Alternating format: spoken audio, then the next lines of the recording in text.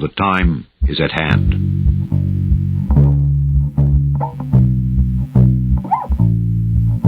The elusive dog-like creature attacks livestock, bleeding them dry of blood. 8 to 10 feet tall, shadowy aliens. But I am telling you right now, we need a great reset. And this is extremely dangerous to our democracy. Babylon the Great is fallen, is fallen.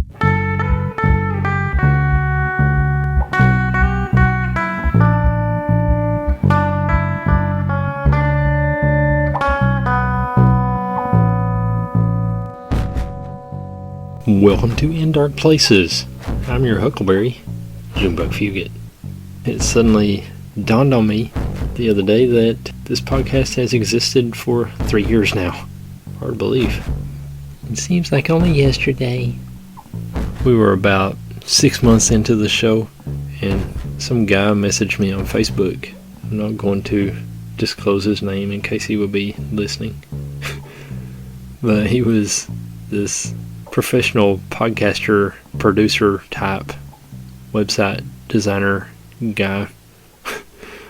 And he worked under this lady who owned her own podcast company and such things. And he wanted my phone number, so I gave it to him. He said he was going to give me some tips on the podcast or some weird stuff. I don't remember now. But I called him, or he called me, or something like that. I think I called him, and we talked on the phone for like 2 hours, and I didn't know this guy from Adam. Just kept talking to him, and kind of told him some of my experiences and stuff like that, and he said, well, I've been listening to the podcast, and you guys have a pretty good format and everything, but we want to make it better for you, and we're going to do it our way, and you're just going to go along with that. And I was like, okay.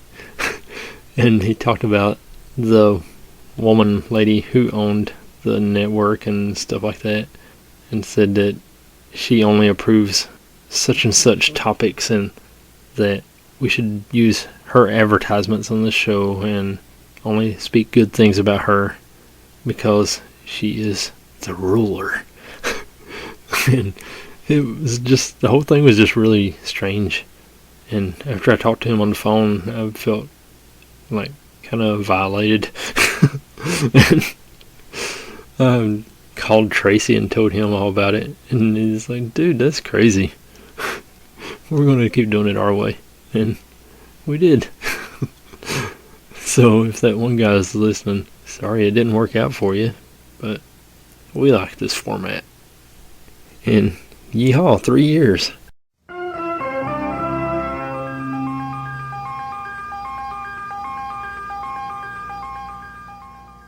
No evidence of aliens or extraterrestrial life finds Pentagon study of UFO by Eric Tucker. And the story was sent in by our friend Paul Chadwick. Thanks, Paul, and thanks, Eric. A Pentagon study released on Friday that examined reported UFO sightings over nearly the last century found no evidence of aliens or extraterrestrial intelligence. The conclusion was consistent with past U.S. government efforts to assess the accuracy of claims that have captivated public attention for decades. The study from the Defense Department's All-Domain Anomaly Resolution Office analyzed U.S. government investigations since 1945 of reported sightings of unidentified anomalous phenomenon, more popularly known as UFOs. It found no evidence that any of them involved signs of alien life, or that the U.S. government and private companies had reverse engineered extraterrestrial technology and had conspired to hide it from the public. It dispelled claims, for instance, that a former CIA official had been involved in managing the movement of the experimentation of extraterrestrial technology, and said a purported 1961 Intelligence Committee document about the supposed extraterrestrial nature of UFOs was actually inauthentic. All investigated efforts at all levels of classification concluded that most sightings were ordinary objects and phenomena, and the result of misidentification, said the report, which was mandated by Congress. Thanks, Congress. Another volume of the report will be out later.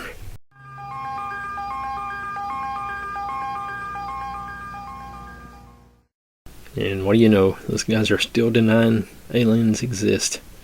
So, this week on the show, we have Close Encounters of the Third Kind.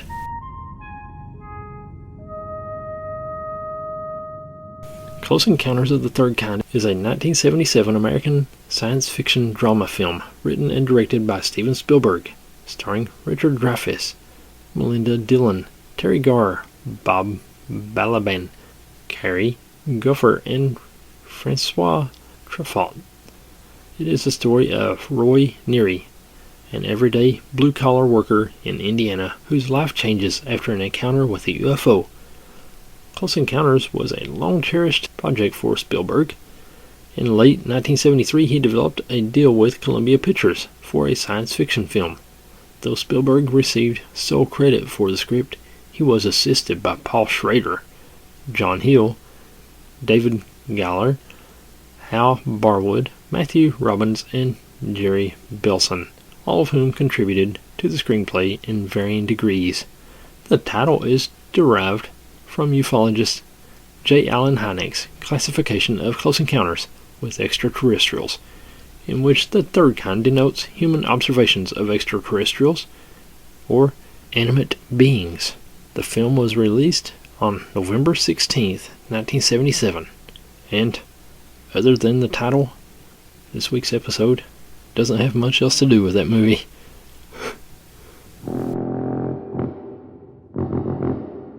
Many people claim to have met the occupants of UFOs, but accounts of the humanoids' behavior seem strangely inconsistent. Charles Bowen begins an examination of these bizarre encounters. Thanks, Charles. The sighting of 9 unusual flying craft in Washington State, USA, by American airman Kenneth Arnold in June of 1947 marked the advent of modern publicity for the flying saucer, or UFO phenomenon. The frequently reported ultra-high speeds and breathtaking maneuverability of the objects inevitably led to the speculation by observers, newsmen, and the public that what was being witnessed were intrusions into our airspace by extraterrestrial visitors, beings from outer space. And as the behavior of these objects seemed to indicate superior technology and its fluid control, then the big question was, control by whom? Or by what? These questions were not quickly resolved, for although the phenomenon were so persistent that the U.S. Air Force set up an investigatory unit, Project Blue Book, official dome, whatever it is, did not appear to want to know the answers. By 1952, many accounts of sightings and even landings had been filed with the project, but in his book, The Report on UFOs, Blue Book's commanding officer, Captain Edward Ruppelt, stated he was plagued by reports of landings and that his team consistently ignored them. However, there are always those whose sense of wonder overcomes official intransigence. Groups of doggedly inquisitive civilian researchers drifted together and, to the limits of their slender resources, gathered and recorded information from around the world. They included people like Amy Michael and Jacques Vallée from France, Corral and Jim Lorenzen, and their Aerial Phenomenon Research Organization, APRO, in Arizona, Lynn Stringfield in Ohio, Major Donald Kehoe's National Investigations Committee on Aerial Phenomenon, NICAP, in Washington, D.C., and in Britain, the supporters of the Flying Saucer Review. From the impressive body of evidence collected by these veterans and others, it is quite obvious now that there is a phenomenon within the UFO phenomenon, that of their occupants. The shapes, sizes, appearance, and behavior of the pilots, as reported by their alleged observers, are often quite extraordinary. Out of the thousands of reported sightings, no coherent picture emerges of their nature and intentions. Their actions seldom seem to be related to any kind of organized surveillance of our planet, and sometimes these aliens are even reported without the apparent presence of a UFO. From 1947 to 1952, while the reality of UFOs and their occupants was often the subject of heated debate, allegedly hominid creatures had already been seen close to or in UFOs in widely separated parts of the world.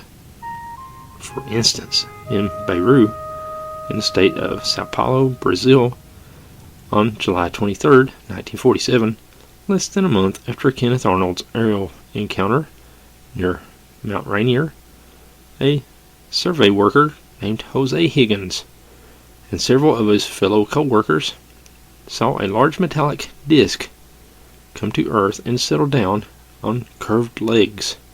Higgins stood his ground while his colleagues fled, and found himself face to face with 3 7-foot-tall beings and wearing transparent overalls with metal boxes on their backs.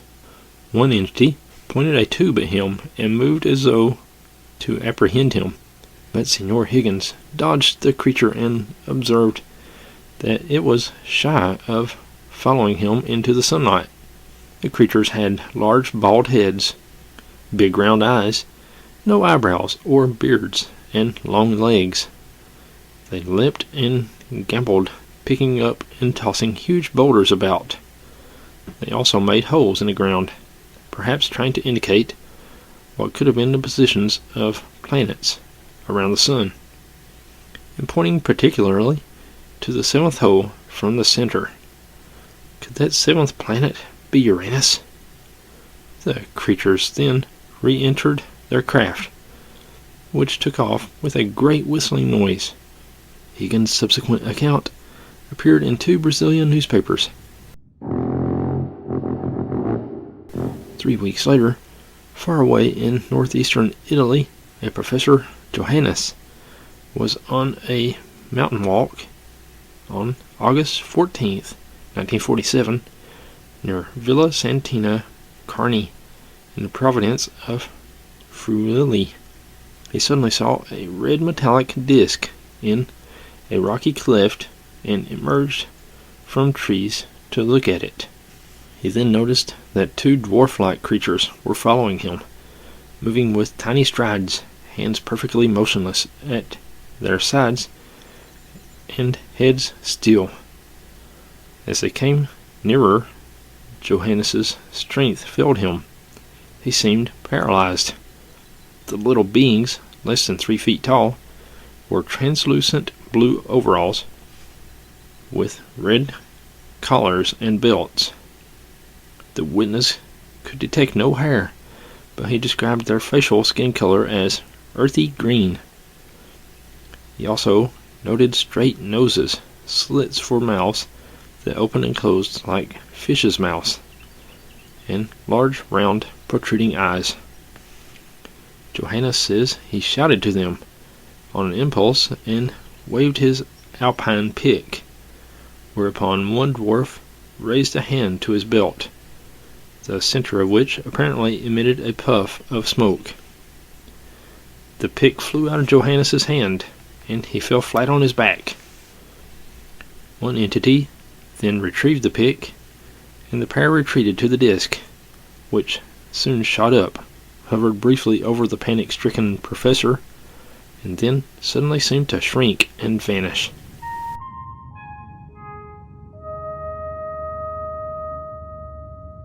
On August 19, 1949, in Death Valley, California, 2 prospectors saw the apparent crash landing of a disc.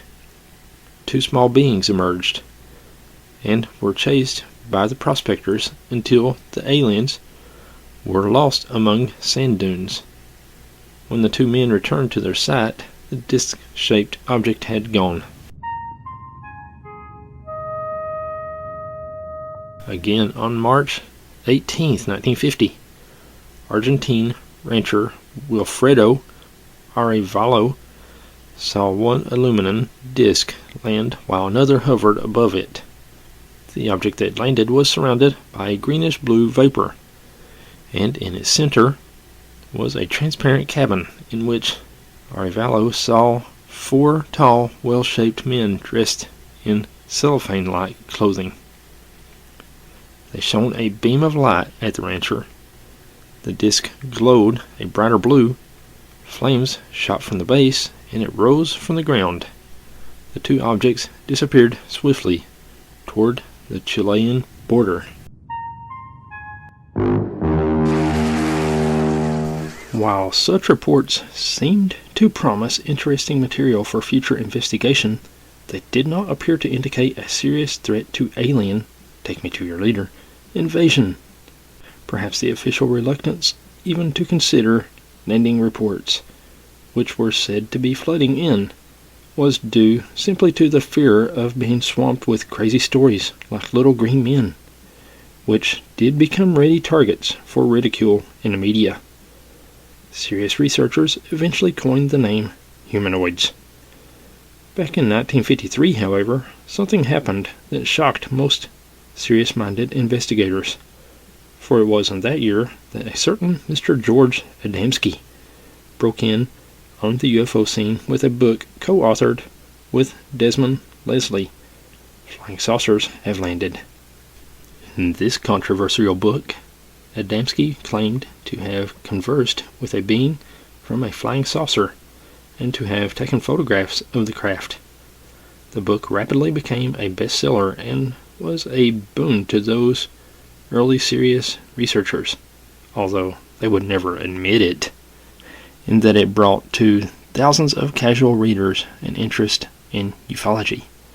George Adamski, 1891 to 1965, was an amateur astronomer who operated his Newtonian reflector telescopes from his home at Palomar Gardens, California. He developed an obsessive interest in flying saucer reports, frequently claimed to have seen the objects and to have photographed them telescopically, as on March 5th, 1951, when he captured on film a giant cigar-shaped object surrounded by emerging scout craft, and on May 1st, 1952, when he took a picture of another giant cigar-shaped mothership. And then, on November 20th, 1952, with a small party of friends, Adamski was driven out to a place just off the road to Parker in Arizona. The purpose of the trip was to look for and photograph UFOs. A 6-inch portable telescope was set up at a convenient place, and Adamski settled down to wait while his companions retreated to watch from a distance. Before long, he said, he was rewarded with the sight of an object landing among the hills before him, and he photographed it at long range before it disappeared. A person, quote, then appeared and approached him. The stranger, about 5 feet 6 inches tall, wore ski suit style clothing and had long hair down to his shoulders. He was a rocker, and there was an aura of friendliness about him. And Adamski said that they were able to communicate telepathically about many things, the visitor specifically indicating that he came from Venus. The stranger's scout craft then turned up, and refusing Adamski's request for a ride, the Venusian departed, taking one of Adamski's film-plated holders with him.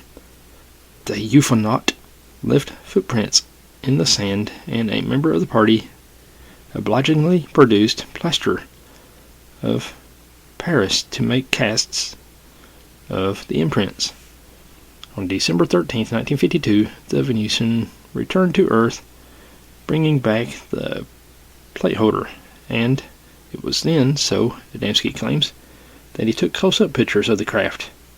In his second book, Inside the Spaceships, Adamski stated that he had finally made that trip around the moon, and that a space companion pointed out the rivers and lakes on the unseen far side. All of this seems to indicate that Adamski was not telling the truth, or that he had been deliberately misled by some entities that had a vested interest in spreading a little confusion on Earth. Perhaps the story Adamski told was real to him. That he chose to elaborate on it and embroider it here and there is another matter. Meanwhile, reports of visitations by humanoid occupants of UFOs have continued to increase over the years and provide some fascinating information. The story was sent in by William Churn in Farnborough, Hampshire, or in England. Thanks, William. At about 9 p.m. one evening in 1967, I was outside looking up at the night sky when I saw a blue light traveling at a fantastic speed toward the Earth. I thought it would burn up like a meteor, but instead it slowed down and changed to a whitish color. Then it made a sharp turn at about 200 feet and immediately changed color again, this time to a brilliant ruby red. It headed north, emitting a bright red glow as it slowly descended. 2 days after this incident, I was on my way to work just before 8 a.m. and stopped at a local store as usual. As I leaned my bicycle against the wall, I was approached by a stranger who held out his hand to me and said something that sounded like, "I am a Fredder. I am from the saucer people, you understand." I turned away from him, but he followed me and declared in a much firmer voice, "You understand." By this time, I had reached the door and decided that I would speak to the man. However, when I turned, he was nowhere to be seen. The stranger had elf-like features, with high cheekbones and a pointed chin. He was about 5 feet 9 inches tall and had what seemed to me a rather feminine build. His voice was deep and guttural. As I resumed my journey to work, I realized that my right hand was tingling, as if I had pins and needles. It was very painful whenever I touched something cold, and remained so for several weeks. Another possible related incident occurred several months later. I had spent the evening at my local club, and after saying goodbye to 2 friends in the park, I left to walk the short distance home at about 11 p.m. Next thing I knew, I was standing outside my home. The tingling sensation had returned, but this time it was in my left arm. I went inside, and to my astonishment, my wife rather crossly asked where I had been, as it was 2:15 a.m. I had no idea where I was in those missing hours, but I do know that something extraordinary happened. As more and more UFO reports were collected throughout the 50s and 60s, an interesting pattern soon became apparent. Their dates revealed marked peaking of UFO activity. This came to be known as the wave or flap phenomenon, and invariably at or around the crests of the waves came reports of humanoid occupants of the UFOs, a phenomenon within a phenomenon.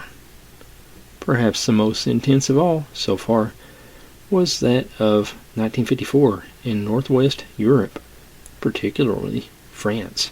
Other great waves since then include those of the 1957-58 American and Australia, 1962 to 1963 South America, 1964 USA, 1965 worldwide, 1977 to 78 Britain and Italy, and they don't mention it, but 1973, come on. The 1954 wave was very complex with one main and several secondary peaks, and then came reports of widespread humanoid encounters. The Corrubble case of September 10th, 1954, with its grotesque dwarves in diving suits and their craft with its embolizing beam, certainly caused quite a stir at the time. Shortly after that, there was another report from France, near Sinon, where At 10:30 p.m. on September 17, 1954, a farmer on his bicycle suddenly started to itch all over. He dismounted and slowly became immobilized. He described it as being paralyzed as he observed a machine on the road ahead of him.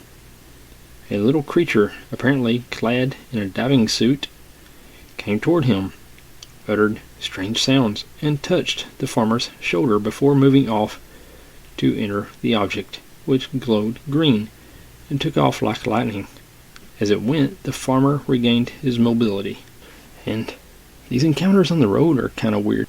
This story was sent in by our friend Matt Leggett, and I've probably heard it before, but I've totally forgot about it if I did. Wingless craft blocks road. Man observed. March 23rd, 1966, in Temple, Oklahoma. 8 miles south of Temple, Oklahoma, at 5:05 a.m., Shepherd, Air Force Base civilian instructor and pilot, former newspaper publisher, William Eddie Laxon, was driving west on U.S. Highway 70 when he found the road about a half a mile west of Highway 70 at the Highway 65 junction blocked by a wingless craft, perch fish shaped, landed in the road about 75 feet long, nearly 8 feet high, on 3-foot tall landing gear, 12 foot wide, with a plexiglass bubble on top, 2-foot diameter porthole, 4-foot tall door, bright lights, forward, silver or aluminum in color. Laxon stopped his car at about 240 feet away and walked toward the object to 160 feet away, noticing a labeling on its side like TLA 138 or TLA 738. He saw a man, quote, wearing a baseball cap and a mechanic's hat in Air Force-like green military fatigues uniform, inspecting the underside with a flashlight, and then climbed steps or ladder on the object, and soon after it lifted off vertically with a hissing or drilling sound to a height of 50 feet, seen it for about 10 to 30 seconds as it headed off southeast at about 720 miles an hour. Laxon ran back to his car to get a camera, but the object lifted off. Electrostatic effect on arm hair as UFO took off. No landing traces. Laxon found another witness, truck driver C.W. Anderson, stopped about a mile and a half to the west down the Highway 70 road, who reported having been followed by the UFO, and then saw it stop or land and then leave again. Another truck driver witness, not named, was located by Laxon on in the same or another Bob Stoll, located by truck transport owner. And we got a report in our UFO group, me and Kyle, and this was on Saturday into Sunday morning, February 28th, 2015, about 9 years ago. Weird. Our witness was driving on Route 80 on a 4-lane, and he saw a UFO around 1 o'clock in the morning, just sitting in the road. And he got some pictures, which I'll include in the YouTube version. They're not the best in the world, I guess, because he was driving at the time. It was in Martin, Kentucky. Next, an account with a hint of menace. At 8:30 p.m. on September 27th, 1954, 4 French farmers' children playing in their father's barn at Prémenon, high up in the Jura Mountains, heard their dog barking. The eldest boy went to investigate and encountered a rectangular creature, like a sugar lump, standing on end and split at the bottom.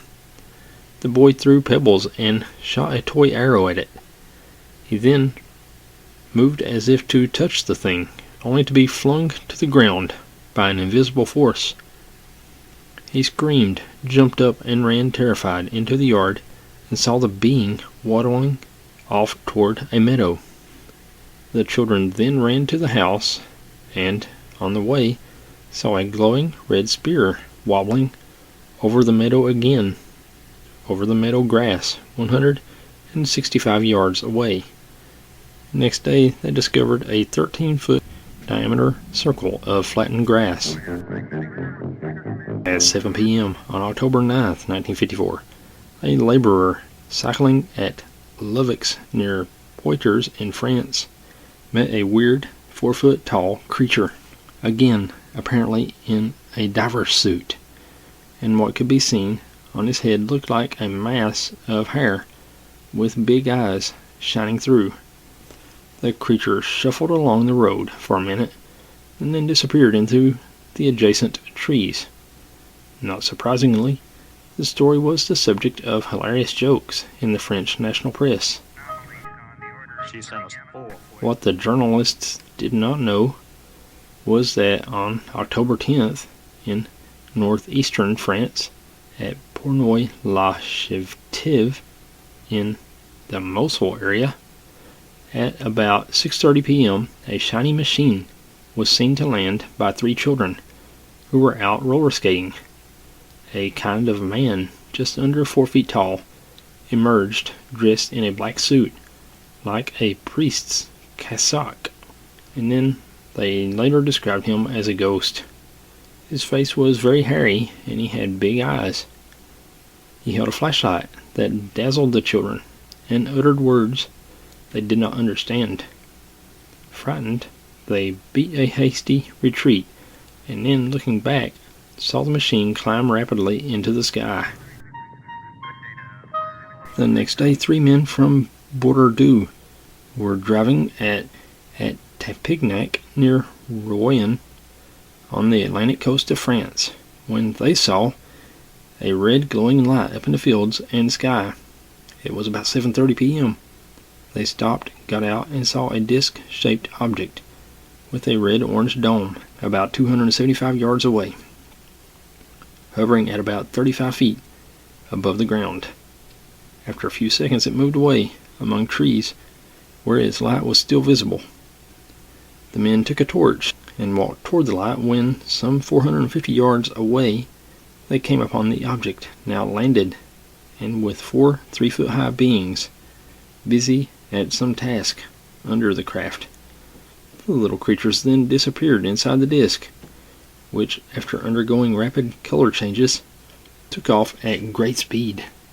The contactees are deeply disturbed, amazed, or frightened, and feel an obsessive obligation to discuss the incident with friends, or are strongly motivated to report it to authorities, often, however, followed by a wish that they had kept it to themselves. Very few of the thousands of witnesses of this kind actively seek publicity, go off on lecture tours, or write books about their encounters.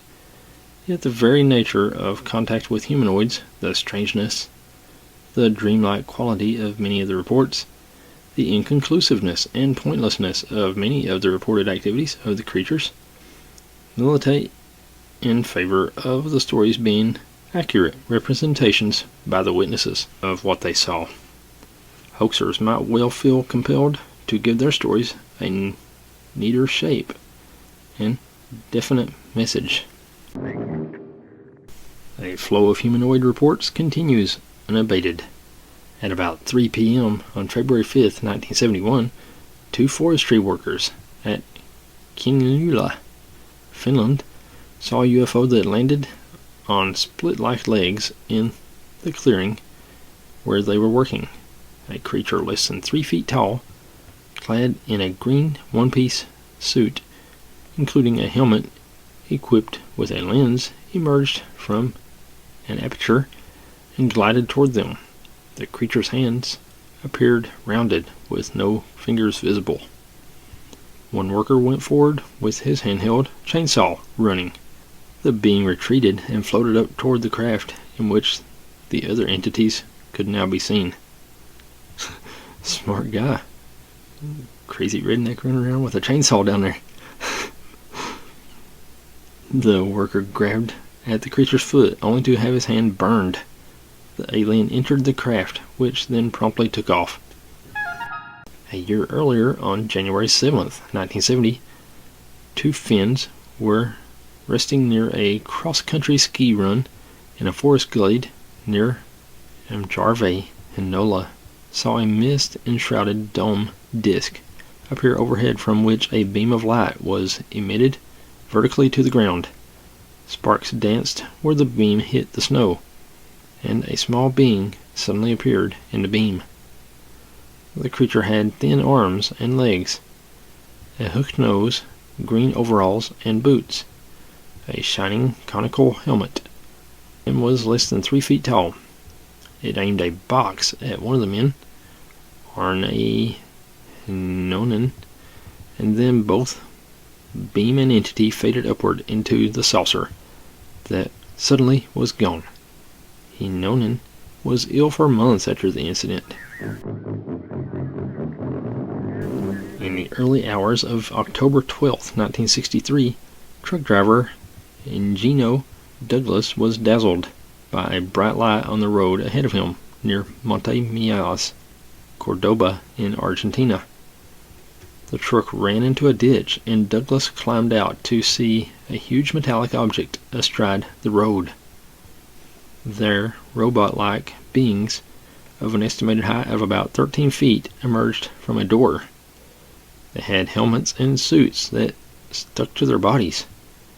Douglas fired several shots at them, and they fled. He was buzzed by the UFO, which subjected him to prickling sensation rays as he ran. In October 1963, a woman living on Whidbey Island, Washington, saw 3 occupants in a cylindrical UFO.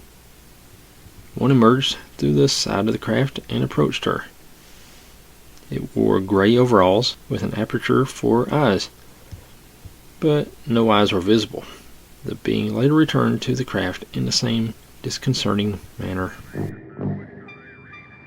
A month later, on December 16, 1963, 2 young men from Kent, England, were walking with their girlfriends near Sanding Park in Saltwood when they saw a bright star descend, hover, and move among trees 80 yards away from them. The golden oval-shaped UFO stopped, and instantly a human-sized figure emerged and came shambling toward them. When they saw it was completely black, headless, and had wings like a bat, panic seized the 4 and they fled.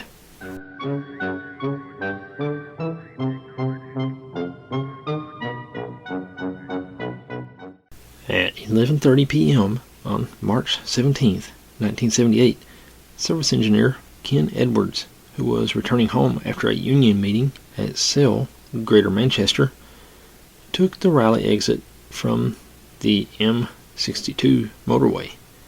The exit is bounded by embankments, has open ground and an atomic energy plant with a 10-foot high security fence surmounting the embankment. In the headlights, Ken picked up a 7-foot tall figure descending the slope. It leaned forward as it walked, with its arms held out in the same direction. Furthermore, the arms seemed to be rooted in the creature's chest and not at its shoulders.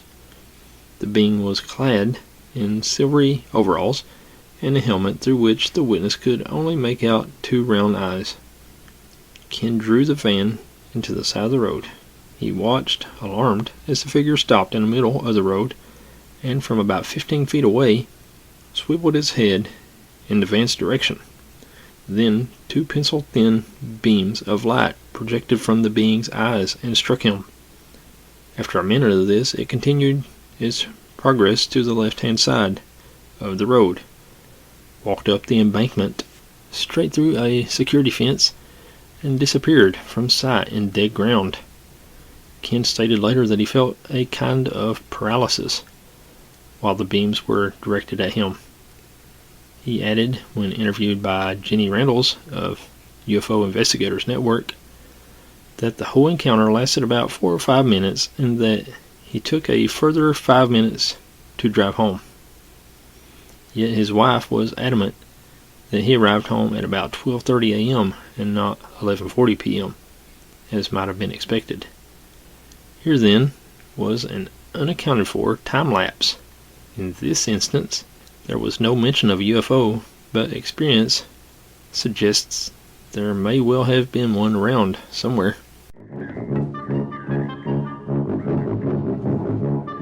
Another frightening close encounter happened in Belo Horizonte, Brazil, at 7:30 p.m. on August 28, 1963.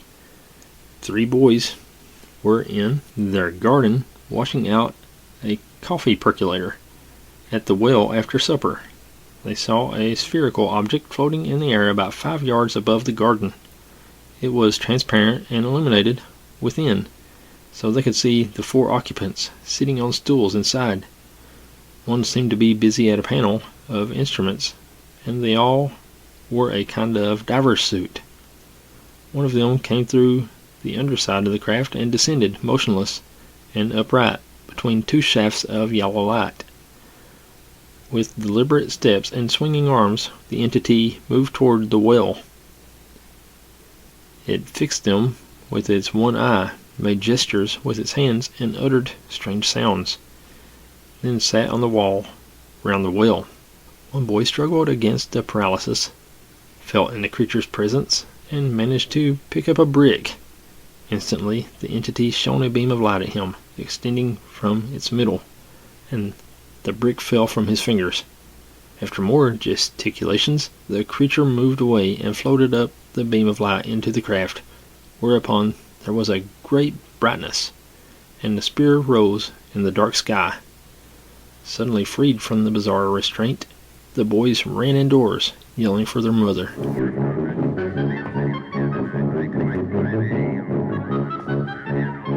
At about 8:40 p.m. on January 7th, 1974, a Belgian businessman was driving near Warneton on the Franco-Belgian frontier when his headlights were abruptly extinguished, his car's engine cut out, and the radio went dead. He handbraked to a halt and then saw, in a field about 165 yards away, an object like a British Tommy's steel helmet, standing on 3 legs. Then, with growing fear, he became aware of 2 weird figures approaching him. The smaller, who was very like the Michelin Man, who had a round helmet, marble-like eyes, and a slit for a mouth. The taller wore a kind of uniform with a Sam Brown belt and a cube-shaped helmet. They seemed to have identical faces. The taller being opened its mouth, and the alarmed businessman felt a shock at the back of his head and heard a modulated sound. At this point, another car came over the distant horizon. The 2 entities turned as one and walked stiffly but briskly, with identical movements, and with no signs of difficulty despite the heavy mud, to their craft, where they joined a 3rd similar creature. They all disappeared up into the object. The legs of the machine disappeared from view. It rose into the air and vanished completely just as the second car drove up. On the morning of July 1st, 1965, farmer Maurice Mass was walking through a vineyard next to one of his lavender fields at Valençon in Basses Alpes, France, when he saw a landed object in the shape of a rugby football and the size of a small family car. Nearby were 2 small beings, about the height and build of a child of about 8 years old, who were picking lavender shoots. Mass advanced on them stealthily, but he was seen by one of the entities, who pointed a stick at him, whereupon he froze on the spot, paralyzed. When the creatures finally returned to their craft, they did so by bubbling up a beam of light. The immobilized farmer could see them still observing him through the transparent walls of their machine. There was a thump. The legs of the craft whirled around. The object floated away and vanished at 22 yards. Maurice Mass has never disclosed what happened to him while he was in the presence of the little men with their big pumpkin heads, almond-shaped eyes, slit mouths, and very pointed chins. Was he abducted? If so, for what purpose?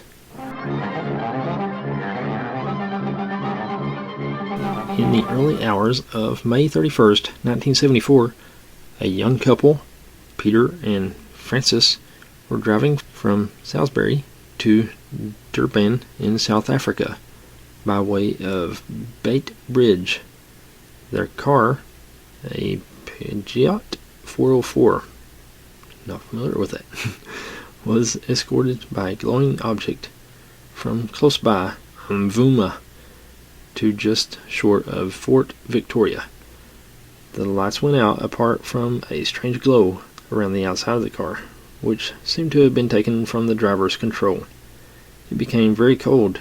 The radio continued to play a Lourenço Marques program, far beyond the end of its normal range.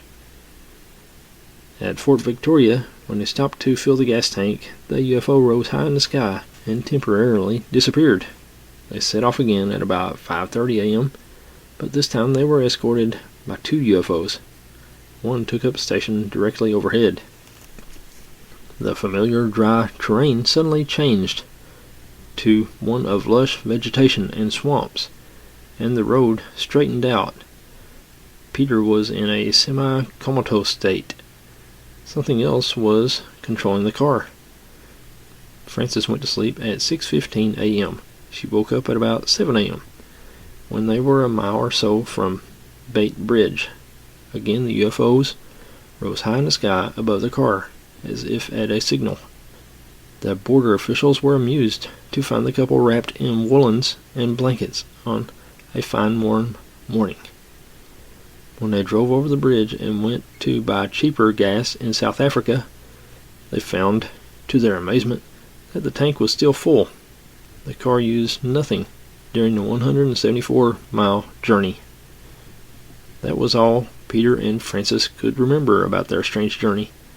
But 6 months later, still disturbed by their experience, they approached the Natal Mercury in Durban after reading an article sympathetic to witnesses of UFOs in that paper. Researcher Carl van Vierden was called in, and sensing that theirs had been a time-lapse experience, he arranged for a doctor to regress and question Peter under hypnosis. The result was a much more detailed account of the extraordinary encounter. It seemed that after they left Fort Victoria, the UFO above them sent down beams of light to the car. Using these and the radio, they took control of the car. They set up screens around it and projected lush country scenes onto them. The car was teleported high above the road. Peter felt he knew this was going to happen and put up a mental struggle against the takeover. He added that he and Francis were programmed inside the car, and that his wife was put to sleep by a voice of them speaking through the radio. Francis, it seems, is not a deep trance subject, but Peter is, and is also psychic. Under hypnosis, he said that this was discovered by them in 7 seconds flat. A being came down the beam of light and sat beside the sleeping Francis. It could assume any shape the beholder wished. Peter said he was then shown the interior of the UFO through the beam that linked it to the car. He was also given many facts about the aliens, a great number of whom allegedly live among us on Earth. They never directly intervene in our affairs, it was claimed. Instead, they are schemers, the influencers, or persuaders.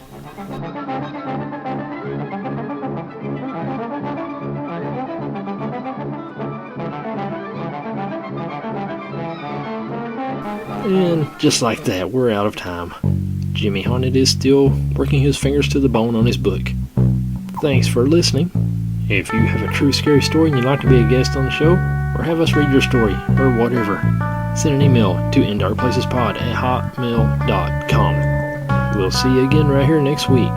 God bless.